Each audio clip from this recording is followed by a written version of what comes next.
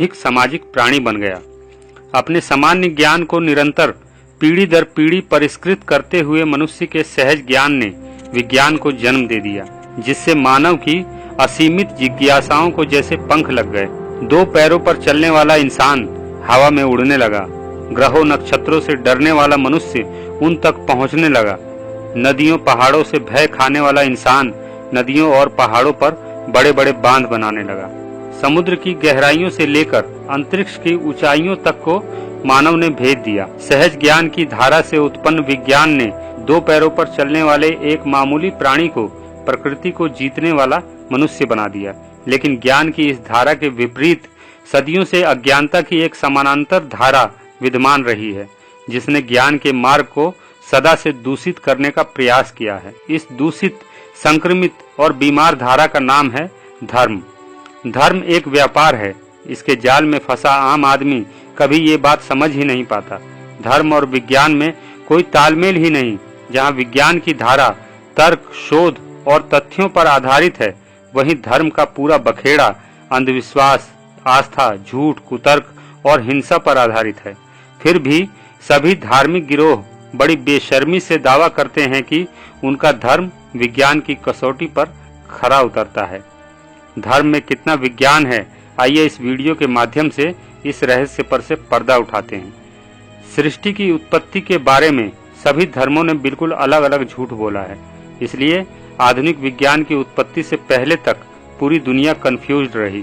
कुरान में अल्लाह कहता है, हमने सृष्टि को 6 दिनों में बनाया। विज्ञान के अनुसार पृथ्वी अपने अक्ष पर 24 घंटे में एक घूर्णन पूरा करती है, जिसे एक दिन कहते हैं। जब सृष्टि की रचना हुई ही नहीं थी, तब अल्लाह ने कौन से गणित से 6 दिन लगा दिए। देवी भागवत पुराण के पृष्ठ 127 पर सृष्टि रचना की जो कहानी बताई गई है, वो गजब की है। भगवती ने अपनी शक्ति से ब्रह्मा, विष्णु और महेश बनाए।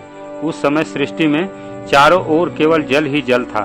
फिर भगवती ने पृथ्वी को बनाया और उसे शेषनाग के फन पर स्थापित कर दिया। शेषनाग के फन पर धरती स्थिर बनी रहे, इसके लिए धरती पर पहाड़ों को कील की तरह ठोक दिया गया। पहाड़ों को धरती में कील की तरह ठोक देने की यही गलतफहमी कुरान के अल्लाह को भी है।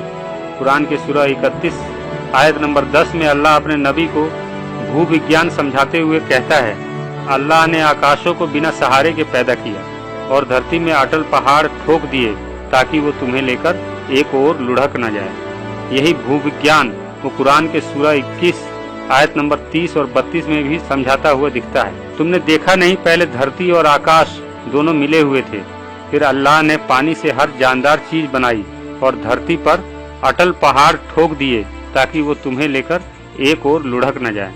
आज छठी का बच्चा भी जानता है कि पहाड़ करोड़ों वर्षों के दौरान महाद्वीपों के टकराव से बनते हैं, न कि उन्हें ऊपर से ठोका गया है। कुरान के सूरह 89 के आयत नंबर 28 और 30 में अल्लाह एक गजब की फिलॉसफी देता है।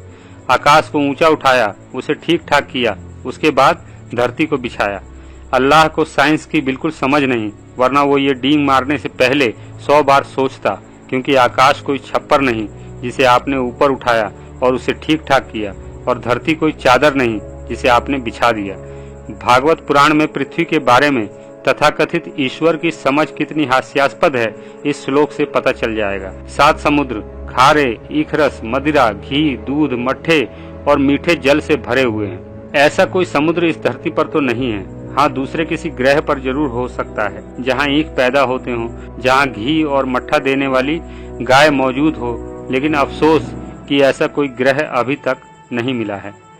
मानव शरीर कोशिकाओं का बना है। पल प्रतिपल अरबों कोशिकाएं पैदा होती हैं और मरती हैं। जैसे जैसे उम्र बढ़ता है, नई कोशिकाओं का बनना धीमा हो जाता है और कोशिकाओं के नष्ट होने की प्रक्रिया तेज हो जाती है। इस तरह आदमी धीरे धीरे बूढ़ा होने लगता है और एक दिन सभी कोशिकाओं के अंत होने के कारण उसका अंत हो जाता है। कहीं कोई आत्मा नाम की चीज नहीं होती। मोमबत्ती तब तक जलती है जब तक उसे ऊर्जा मिलती है। ऊर्जा का क्रम टूटते ही लौ बुझ जाती है, वो निकलकर कहीं और नहीं जाती। लेकिन सभी धर्मों का पूरा बखेड़ा आत्मा और परमात्मा के नाम पर ही खड़ा किया गया है। आत्मा के विषय में गीता कहती है, जैसे एक ही सूर्य पूरी पृथ्वी को प्रकाशित करता है, वैसे ही एक ही आत्मा सारे शरीरों में निवास करती है।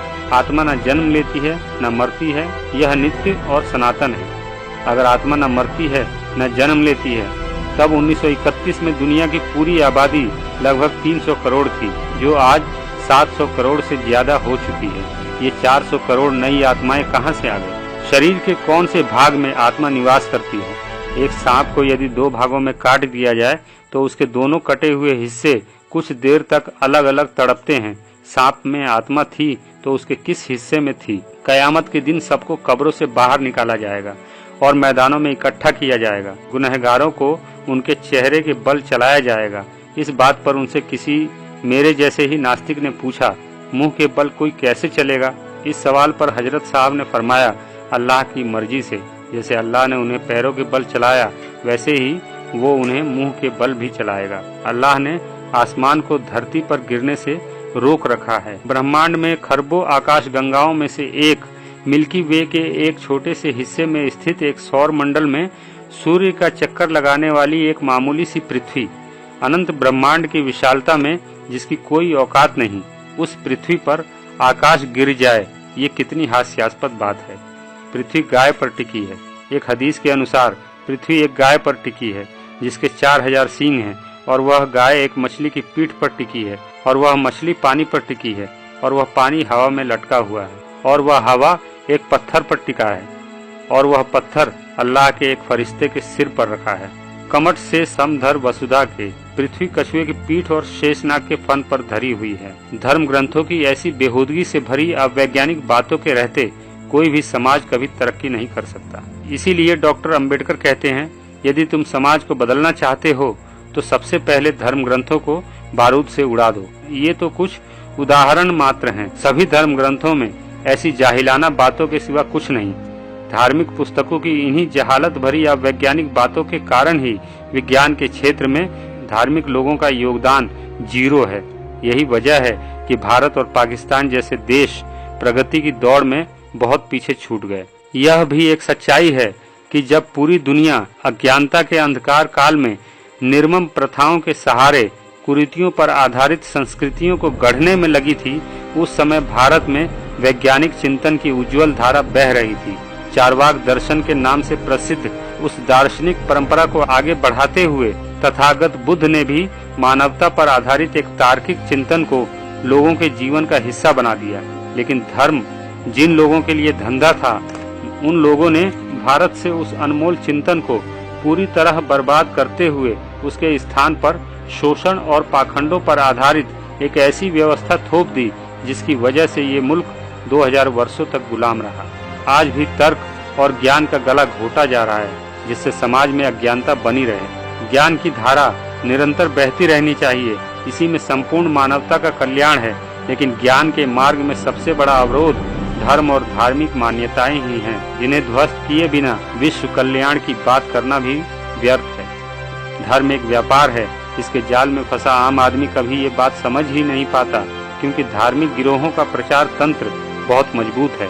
किसी भी मजहब की बुनियाद झूठ, शोषण और पाखंडों पर ही खड़ी है, जिसे कायम रखने के लिए समय समय पर उन सभी धर्मों को हिंसा का सहारा लेना पड़ता है। विज्ञान की रोशनी से धार्मिक जहालत के अंधकार को भगाया जा सकता है, लेकिन शासक और शोषक जमात ऐसा कभी होने नहीं देगी। महापंडित राहुल सांस्कृत्यायन के शब्दों में कहें तो मनुष्य जाति के शैशव की मानसिक दुर्बलताओं और उससे उत्पन्न मिथ्या विश्वासों का समूह ही धर्म है। यदि उसमें और भी कुछ है तो वह है मुल्ला, पुरोहितों, सत्ताधारियों और शोषक वर्गों के धोखे फरेब, जिससे वह अपनी भेड़ों को अपने गले से बाहर नहीं जाने देना चाहते। आपको हमारा यह वीडियो कैसा लगा कमेंट बॉक्स में जरूर बताएं और हमारे इस चैनल को सब्सक्राइब जरूर करें। सदियों से फैलाए गए अंधविश्वास और कुरीतियों के विरुद्ध वैज्ञानिक चिंतन के साथ खड़ा यह चैनल दुनिया को समझने का आपका नजरिया बदल देगा। धन्यवाद।